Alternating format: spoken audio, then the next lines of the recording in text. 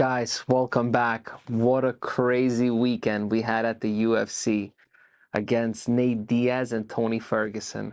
It was a sick way, and I'm really happy that Dana and the fighters all were able to figure it out and still make a wonderful card at the T-Mobile Arena.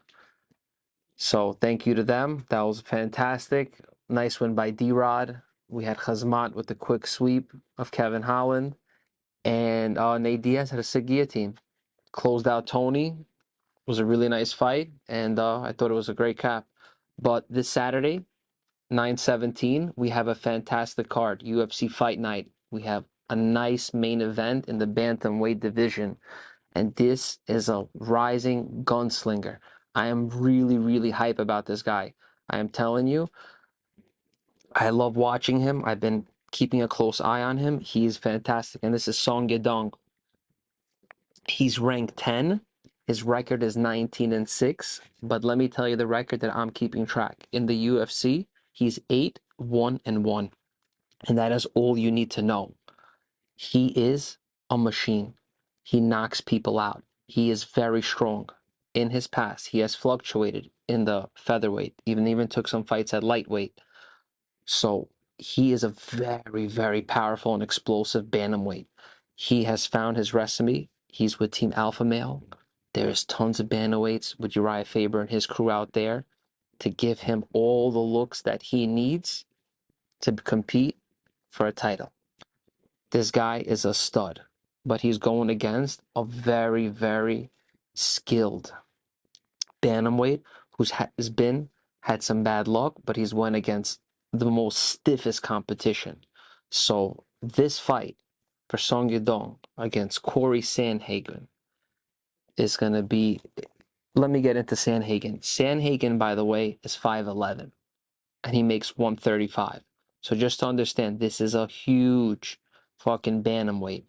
This dude is long. He's lanky. He trains in Denver with Elevation Fight Team. But unfortunately, he has tried for the title and has came up short.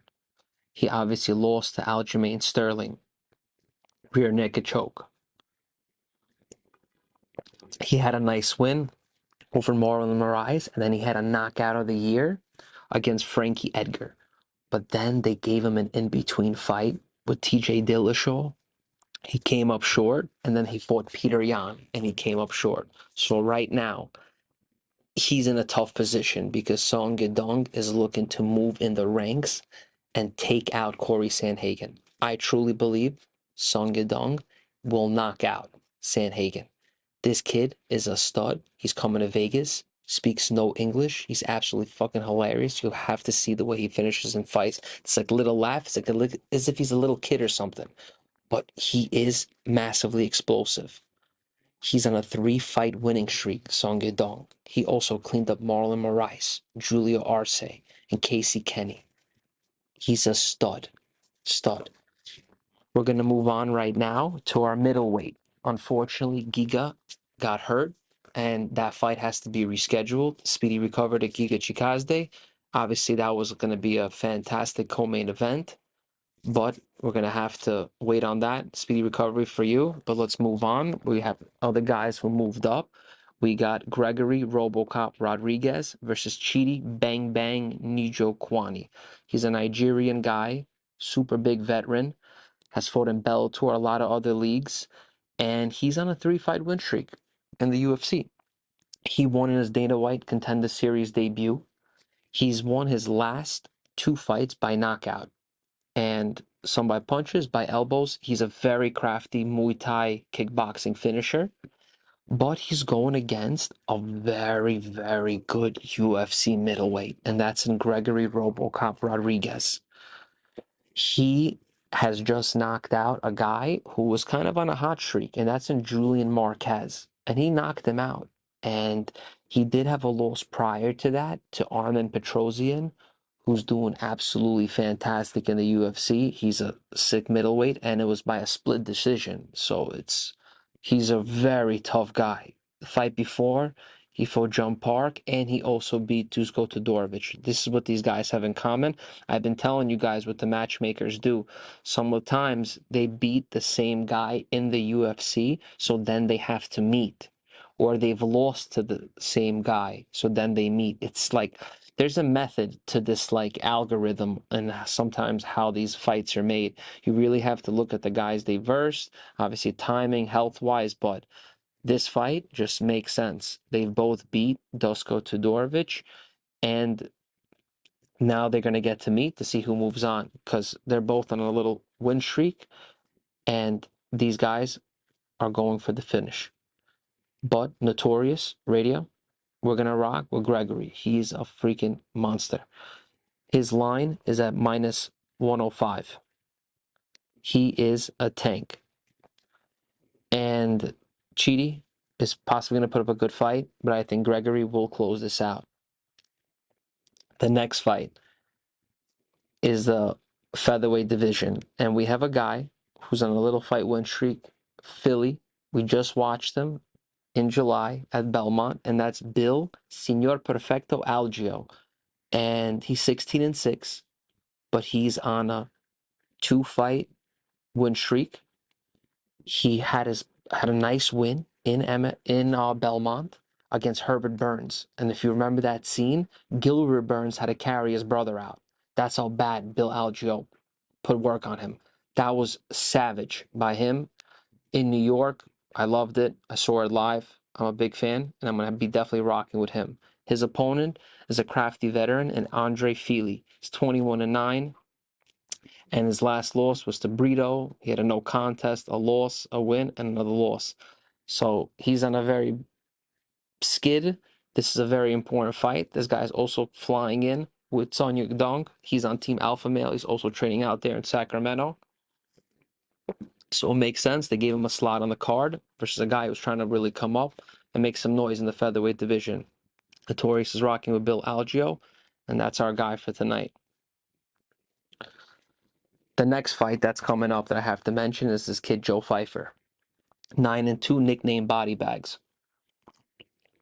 This middleweight, very exciting. That night that he won on the Contender Series, he was the only contract that was given. Dana White said that was one of the worst Contender Series that has ever happened. And he actually made it like a statement to tell the guys that they have to go harder when they come out and audition in the Contender Series. So he was the only guy who got a contract, which is Joe Pfeiffer. 9-2. He's going against a guy who was on a 3-fight losing streak. His name is Amadovski. So this guy is literally on the chopping block. He's 8-3, and I truly believe that Joe Pfeiffer is just going to clean the show, and this probably be his last fight in the UFC. So Notorious is going to go with Joe Pfeiffer on this fight. For the opening event of this night, we have heavyweights, and this is a nice treat. We have Tanner Boser. He's a UFC veteran. He obviously won his last fight against OSP, who tried to move up the heavyweight division and saw if he could maybe bang with them at that weight, and obviously he fell up short. You have another guy who's a nice Brazilian heavyweight in Rodrigo Freire. He's 9-1, and he's at plus 140. And his only loss was to Chris Daukaus, who was on a little terror streak. And he's had other 2 wins, and he had a remarkable Dana White Contender Series debut. These 2 heavyweights, I promise you, this fight is not going to the scorecards. Someone is getting knocked out. I believe Rodrigo is going to take out Tanner Boser that night. This guy is a beast.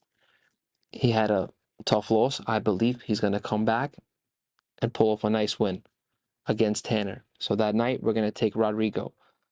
And for our fantastic prelims, there's a really, really 2 fights that guys, you cannot miss. Like, please do your best to watch these fight in the prelims. We have a featherweight match versus Damon Jackson versus Patsabatini.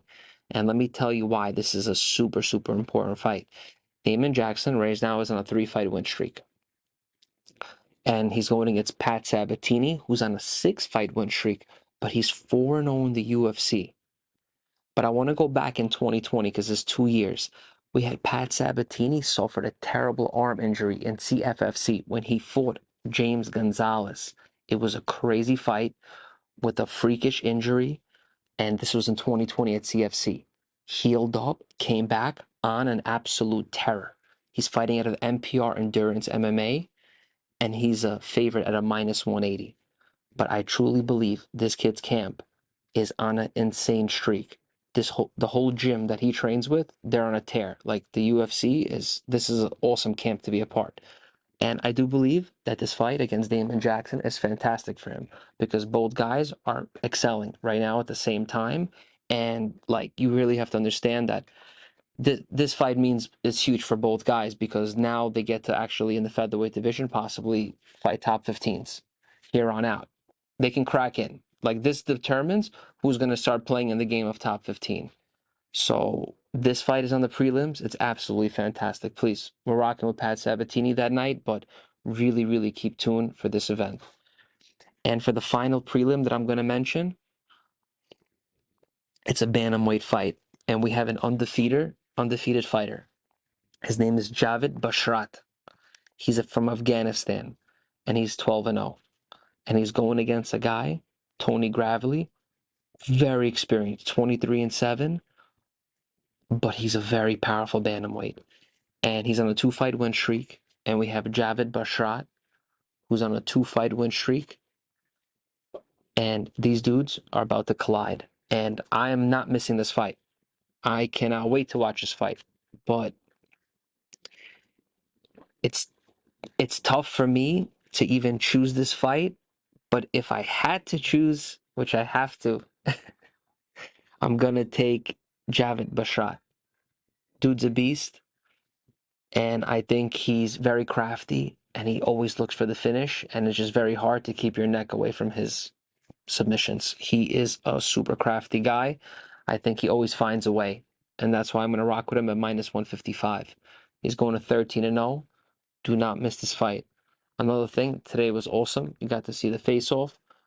Jake Paul, Anderson Silva, they met up face to face, did some interviews, talked, just really respectful. It was just a nice thing for the sport, seeing like, MMA and just YouTube boxer phenomenon, and like square off. And then possibly, that Nate Diaz fight can happen with Jake Paul. So he's doing his thing.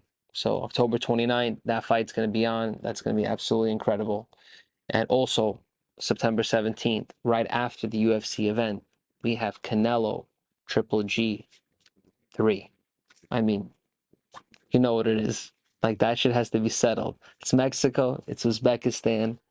This shit is real. This beef is different out there. These guys, this has been building for a long time. And finally Triple G, he stayed patient and he gets Canelo. So, if this is his last fight, he's gonna give it his all against Canelo. And I'm excited to watch that after. So definitely tune in. And guys, always remember to follow, like, and subscribe us on all platforms. And remember, if it ain't notorious, I don't want it. I'll see you guys soon and enjoy this weekend.